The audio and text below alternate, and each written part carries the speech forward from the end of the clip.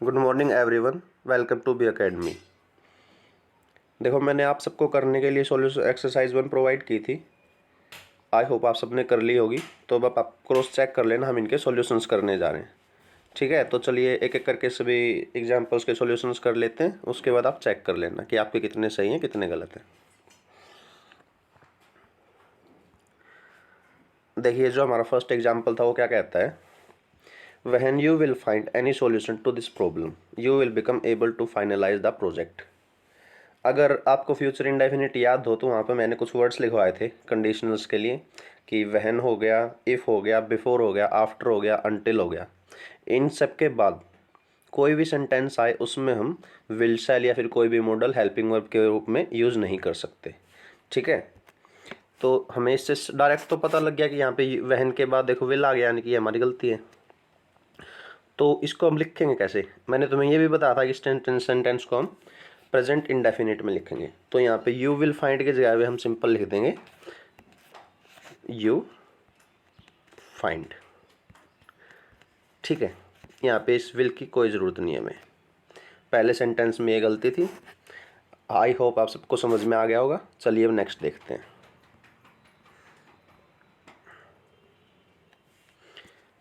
देखिए, whenever you are coming here you bring a lot of sweets for me, यानी कि कोई जब आता है तो बहुत सारी मिठाइयाँ लेके आता है, ऐसी कुछ बात कही जा रही है। तो इसका मतलब ये उस बंदे की कोई रेगुलर हैबिट है स्वीट लाने की, और हम रेगुलर हैबिट को हमेशा प्रेजेंट इंडेफिनिट टेंस में ही लिखते हैं।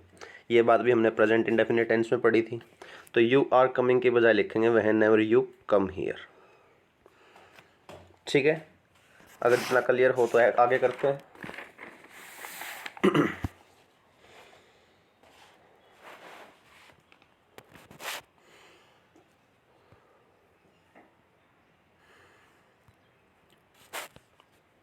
देखो, इसमें लिखा हुआ it is appearing to me that you are plotting against your friends and their parents. अगर आपको प्रेजेंट कंटिन्यूस याद हो तो वहाँ पे मैंने कुछ वर्ड्स लिखवाए थे। उसके अंदर एक वर्ड था अपीयर, जिसको हमने बोला था कि कभी भी आईएनजी फॉर्म में इस्तेमाल नहीं होगा अगर ये किसी सेंटेंस में मैन वर्ब के रूप में यानी कि कंटिन्यूस टेंस में यूज़ हो रहा हो तो इट इज़ अपीयरिंग की जगह हम डायरेक्ट इसको इट अपीयर्स लिखेंगे।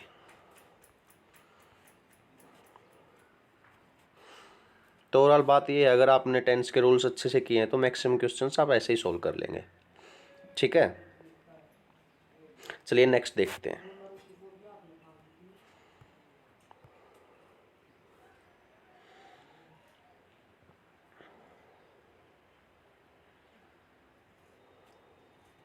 देखिए, the old man who is sitting in that room lived here for more than a year but never created any problem. देखो, फोर के बाद टाइम गिवन है, यानी कि हमारा सेंटेंस जाएगा तो परफेक्ट में या फिर परफेक्ट कंटिन्यूस में। और देखो सीधी बात है, जो मेन वर्ब है यहाँ पे इज यानी कि प्रेजेंट टेंस की है, तो यहाँ पे भी हम इसको प्रेजेंट परफेक्ट या फिर प्रेजेंट परफेक्ट कंटिन्यूस में लिख सकते हैं। तो लिव्ड की जगह पे क्या लिखेंगे, हैज़ लिव्ड लिख सकते हैं या फिर हैज़ बीन लिविंग लिख सकते हैं। देखिए, दोनों ही फॉर्म सही होंगे, चाहे इसको प्रेजेंट परफेक्ट में लिख लो या फिर प्रेजेंट परफेक्ट कंटिन्यूस में, इसमें कोई गलती नहीं होगी। ठीक है, चलिए नेक्स्ट देखते हैं।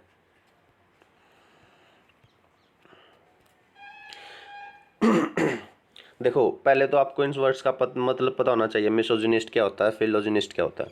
मिसो एक हमारा रूट वर्ड है, फिलो भी अपना एक रूट वर्ड है, और जिने भी अपना एक रूट वर्ड है। मिसो का मतलब होता है हेट, फिलो का मतलब होता है लव, और जिन का मतलब होता है वुमेन। ठीक है, तो मिसोजिनिस्ट से बनता है कोई पर्सन जो वुमेन्स को हेट करता है, और फिलोजिनिस्ट से बनता है कोई पर्सन जो वुमेन्स को लव करता है। यानी कि बेसिकली देखा जाए तो इस सेंटेंस में लिखा हुआ है मिसोजिनिस्ट इज ए पर्सन, एक पर्सन है हु इज हेटिंग वुमेन। अच्छा, हु इज हेटिंग वुमेन, यानी कि अगर हम किसी वर्ड की डेफिनेशन दे रहे हैं तो वो हमारा यूनिवर्सल ट्रूथ कंसीडर होता है। तो यूनिवर्सल ट्रूथ को तो हम प्रेजेंट इंडेफिनिट टेंस में लिखते हैं। तो हु इज हेटिंग की बजाय आएगा हु हेट्स। ठीक है, हमारी गलती तो हमें मिल गई। नेक्स्ट देखते हैं, and A फिलोजिनिस्ट is a person who loves women. हाँ, हु लव्स लिखा हुआ यानी कि सिंपल प्रेजेंट इंडेफिनिट में लिखा हुआ, ये वाला पार्ट बिल्कुल सही है। तो आई होप ये भी आपको क्लियर होगा। चलिए नेक्स्ट देखते हैं।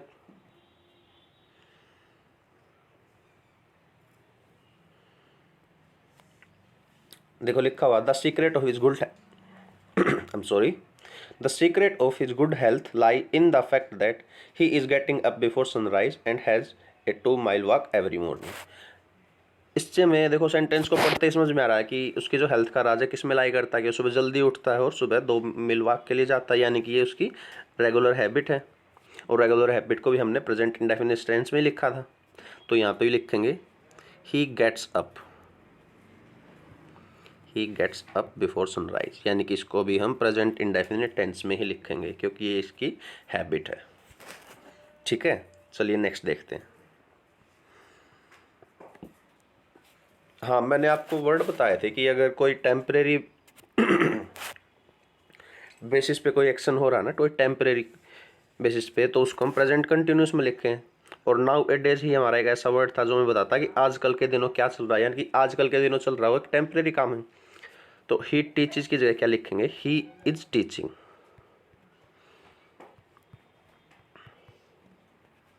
ठीक है, ये वर्ड्स अगर हम टेंस अच्छे से पढ़े हैं तो हमें याद होंगे, ऐसे ऐसे वर्ड्स हमने वहाँ पे लिखे थे कि ये हमारे कौन से टेंस में यूज़ होते हैं। बाकी तो कुछ था नहीं इसमें, बहुत ही आसान है। चलिए नेक्स्ट देख लेते हैं।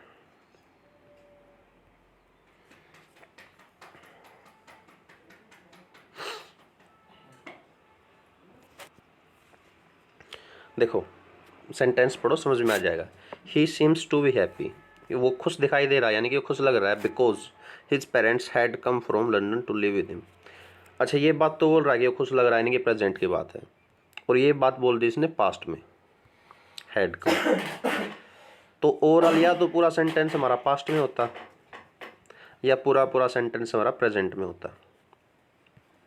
ठीक है, अब सीधी बात है, he seems to be happy, प्रतीत खुश लग रहा है, तो इसका मतलब उसके पेरेंट्स अब भी उसके साथ होंगे, तो पेरेंट्स हैड की जगह लिखेंगे पेरेंट्स हैव कम, क्योंकि उसके माता पिता लंदन से आए हैं इसलिए वो खुश है।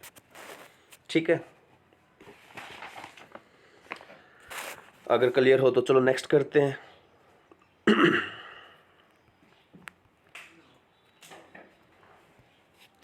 इट इज़ हाई टाइम वाली मैंने स्ट्रक्चर्स आपको पास्ट इंडेफिनिट में लिखवाई थी। इट इज़ टाइम के बाद अगर सब्जेक्ट आता है, इट इज़ हाई टाइम के बाद सब्जेक्ट आता है, उसके बाद डायरेक्ट V2 लगती है। अगर इसके बाद इट इज़ टाइम के बाद टू आता है तो उसके बाद V1 लगती है। तो इट इज़ हाई टाइम के बाद सब्जेक्ट यानी कि यू आ गया, आर स्टार्टिंग की जगह यू स्टार्टेड आएगा। सिंपल था, अगर आपने टेंस अच्छे से किए हैं तो।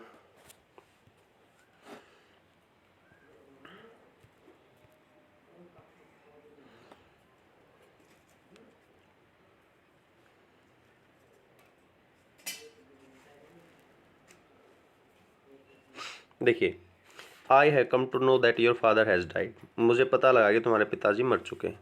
इसमें कोई भी गलती नहीं है, ये पूरा का पूरा सेंटेंस सही है। हाँ, एग्जाम्स में हमारा अक्सर होता है कि हमें एक ऑप्शन देखने को मिलता है नो एरर। ठीक है ना, तो ध्यान रखना हमारा सेंटेंस पूरा का पूरा सही भी हो सकता है। क्लियर है? अगर हाँ तो चलिए नेक्स्ट करते हैं।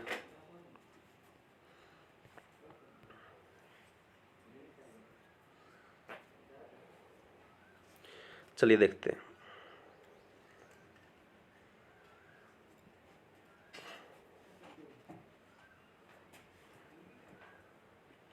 Many of my friends wish to come here today but none of them arrived yet.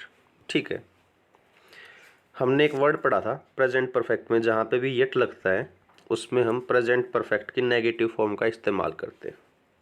Negative तो नन से इसने ऑलरेडी बना रखा है, बस लिखना ही में इसको प्रेजेंट परफेक्ट में पड़ेगा। नन ऑफ देम है तो हैव अराइव्ड,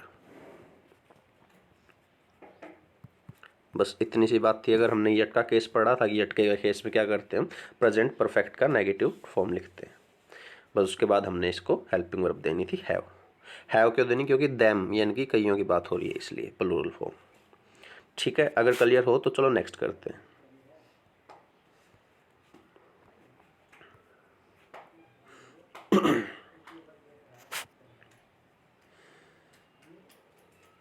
देखिए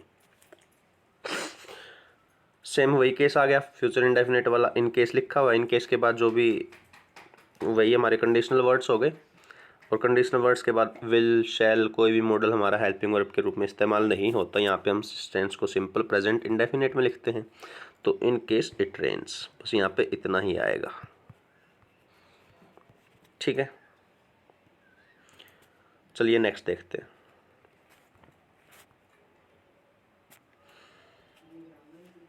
आई will let you know as soon as, same as soon as आ गया। आई विल गेट की जगह क्या लिखेंगे, simple I get an information about your promotion. ठीक है,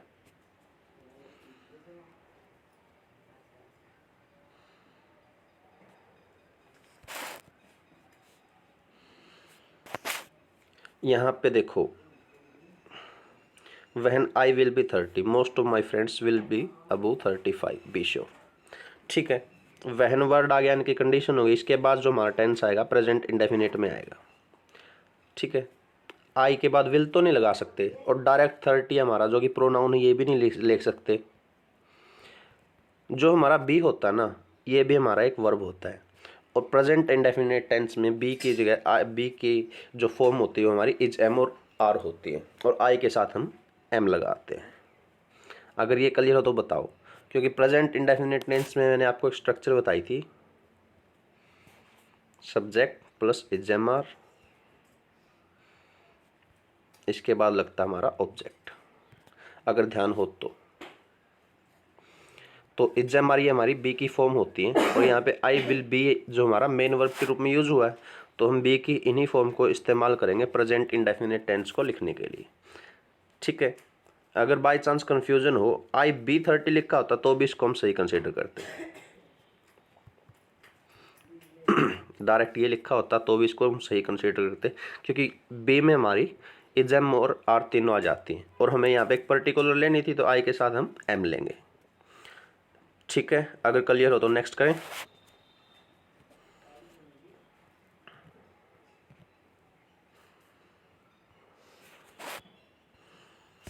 this is Indeed the first time in my life. देखो life में कोई काम पहली बार होता है तो वहीं से हमें क्लियर हो जाता है कि ये काम हमारा पूरा हो चुका है, और पूरा होने का कोई भी काम हम किस में लिखते हैं, परफेक्ट टेंस में।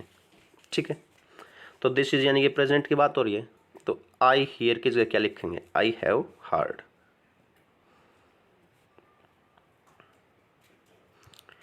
कि ये लाइफ में पहली बार है कि मैंने कोई इतनी अच्छी कहानी सुनी है। ठीक है, यानी कहानी उसने सुन ली, काम पूरा हो लिया।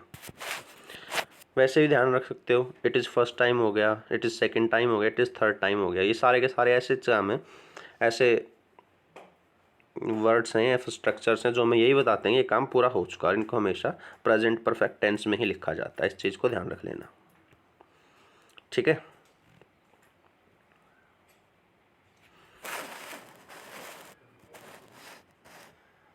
फिर नेक्स्ट देखते हैं।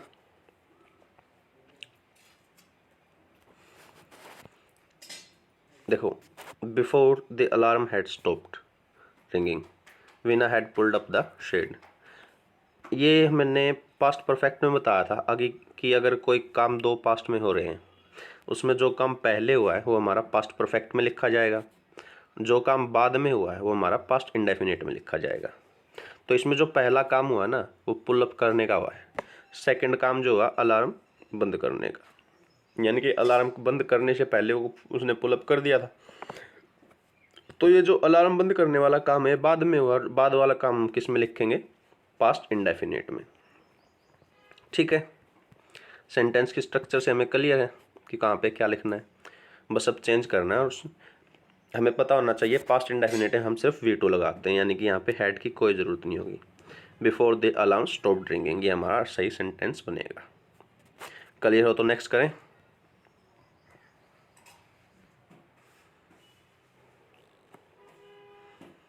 I have been knowing him for 10 years, but I don't know where he lives.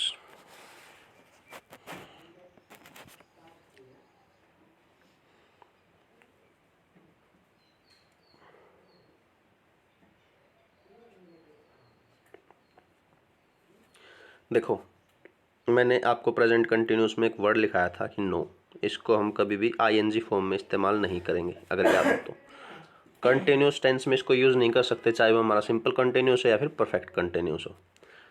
तो यहाँ पे हम सिंपल लिखेंगे आई हैव बीन नोन के बजाय, यानी कि हमें इसके बाद एक चीज़ और ध्यान रखना, 4+ टाइम गिवन है और 4+ टाइम यहाँ तो हम परफेक्ट में लगाते हैं, फिर परफेक्ट कंटिन्यूस में, और नो हमारी वर्ब जो है इसको हम कंटिन्यूस में तो यूज़ कर नहीं सकते, तो हमारे पास एक ही ऑप्शन बचता है परफेक्ट।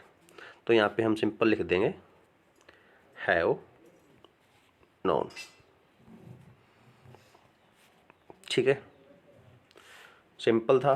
अगर टेंस अच्छे से पढ़े हैं, याद हैं, तो सारे करते जाओगे, कुछ ज़्यादा हार्ड तो है नहीं। चलिए नेक्स्ट करते हैं।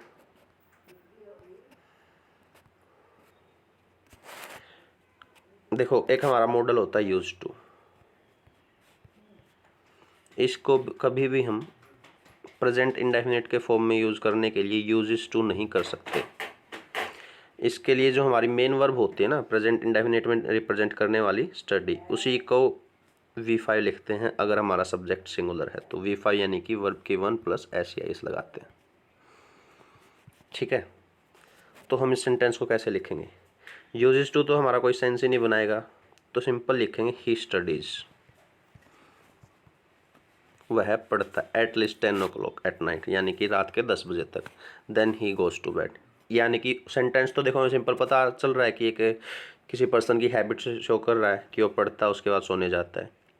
मेन पॉइंट ये था कि जो यूज टू होता है इसको हम यूज टू ही रखते हैं, कभी यूज टू करके यूज़ नहीं कर सकते, बस इस चीज़ को ध्यान रखना है। यूज टू हमारी गलत स्ट्रक्चर होती है। ठीक है, चलिए नेक्स्ट देखते हैं।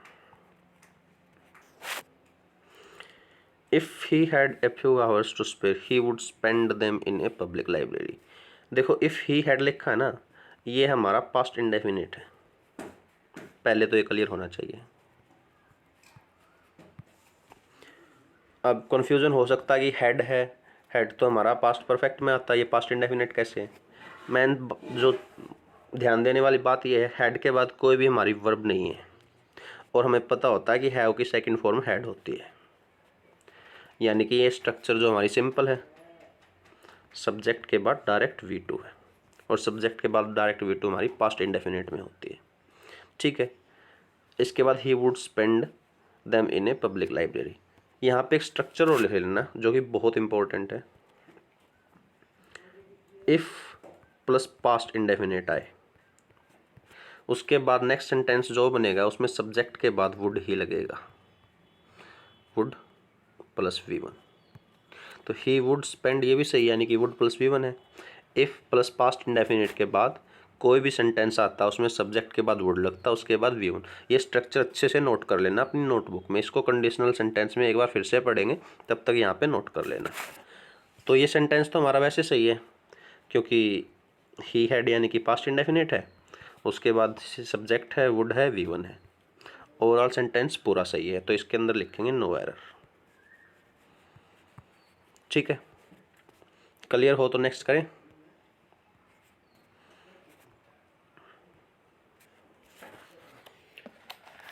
सेम वही है, फ्यूचर इंडेफिनिट टेंस वाला। All the flowers in his garden will surely die before the rain falls, rains fall. Rains plural given है तो सिंपल फॉल लगा देंगे।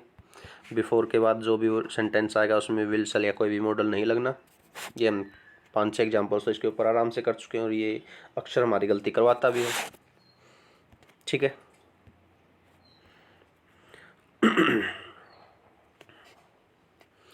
देखिए अभी मैंने आपको एक स्ट्रक्चर लिखवाई थी पास्ट इंडेफिनिट वाली।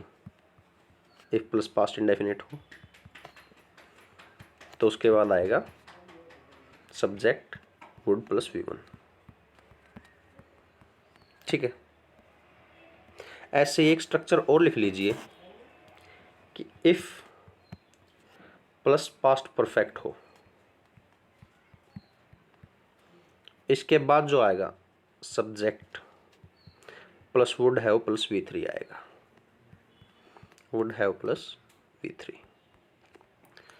यानी कि इफ के साथ अगर पास्ट परफेक्ट टेंस लगा है, उसके बाद जो नेक्स्ट सेंटेंस की स्ट्रक्चर बनेगी वो बनेगी subject would have plus V3।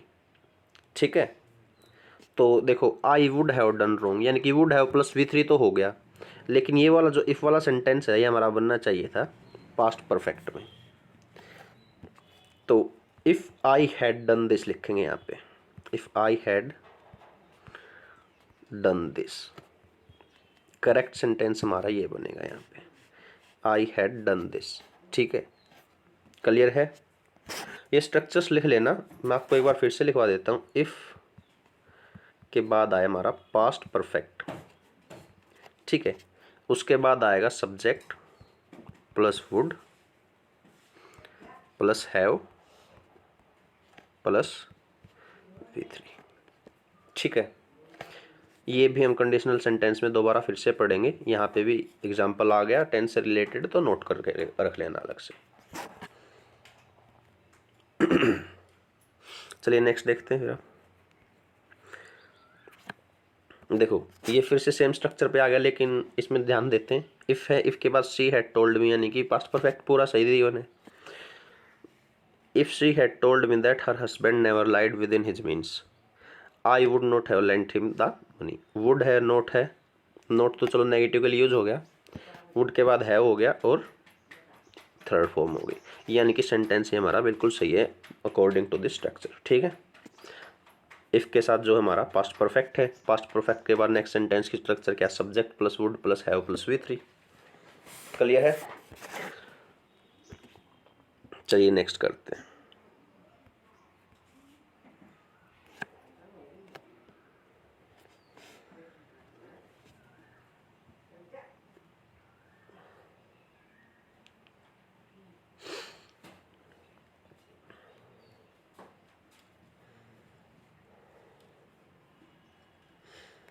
देखिए इसमें लिखा हुआ है I wish he show you when you were living in the England, यानी कि कोई एक ऐसी इच्छा है जो कभी पूरी नहीं हुई। मैं उम्मीद करता था कि काश वो तुमको देख लेता। तो ये जो काम है ना, ये पास्ट परफेक्ट में ही होना था देखने वाला। ठीक है, तो एक चीज़ याद रखना कि कोई भी ऐसी हमारी विश है, कंडीशन है, डिज़ायर है जो कभी पूरी ना हुई हो, उसके साथ हम हमेशा, कोई भी विश है जो पूरी ना हुई हो उसके साथ हमेशा पास्ट परफेक्ट टेंस का यूज़ करते हैं। ठीक है, अगर याद रखोगे तो इसको बना भी लोगे। ही शो यू की जगह क्या लिखेंगे, ही हैड सीन यू।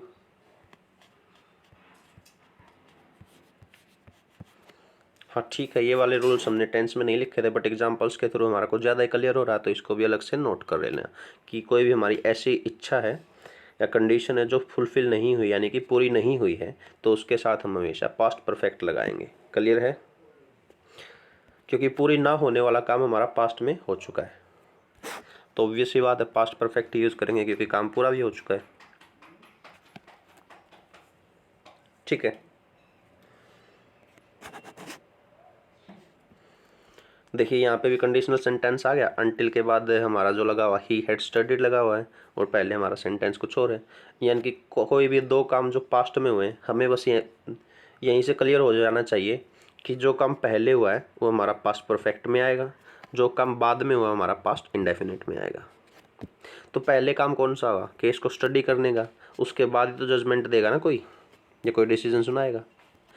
तो he had studied the case, यानी कि केस को स्टडी करने का काम पहला हो लिया, तो इसको पास्ट परफेक्ट में लिख दिया। ठीक है, had not given any decision, ये काम बाद में होगा, यहाँ पे हैड नॉट की जगह he didn't give, did not give, बस इतना लिखेंगे। क्लियर है। क्लियर हो तो चलो नेक्स्ट करते हैं हमारा लास्ट क्वेश्चन। सिंस 1980, टाइम आ गया, टाइम के साथ या तो हम परफेक्ट लगाते हैं या फिर परफेक्ट कंटिन्यूस। लिव्ड की जगह लिखेंगे I have been living here, या फिर आई हैव लिव्ड लिखेंगे सिंपल।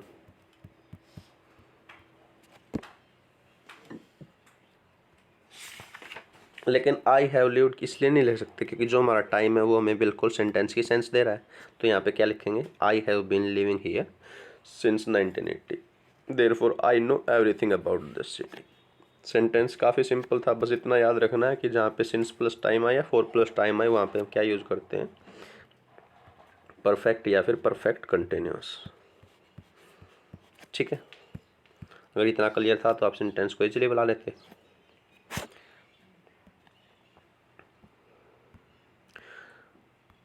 चलिए, हमने एक्सरसाइज 1 के सॉल्यूशंस कंप्लीट कर लिए हैं। एक बार आप क्रॉस चेक कर लेना, और क्रॉस चेक करने से पहले कोशिश करना कि आपने एटलीस्ट एक्सरसाइज 1 खुद से सोल्व कर लिया हो। ठीक है, नेक्स्ट हम एक्सरसाइज 2 मैं जल्दी अपलोड कर दूंगा। ठीक है, उसके बाद एक्सरसाइज 2 जो है वो बिल्कुल मैं एग्ज़ाम बेस पे बनाऊंगा कि एग्ज़ाम में कैसे कैसे क्वेश्चंस आते हैं और कैसे कैसे उनको करना होता है और कैसे हमें ऑप्शंस मिलते हैं, ये सब। ठीक है, ये वाली आपके लिए, आपकी प्रैक्टिस के लिए थी। जो नेक्स्ट एक्सरसाइज होगी वो आपकी प्योर एग्ज़ाम बेस्ड होगी। तब तक के लिए good bye, take care, thank you.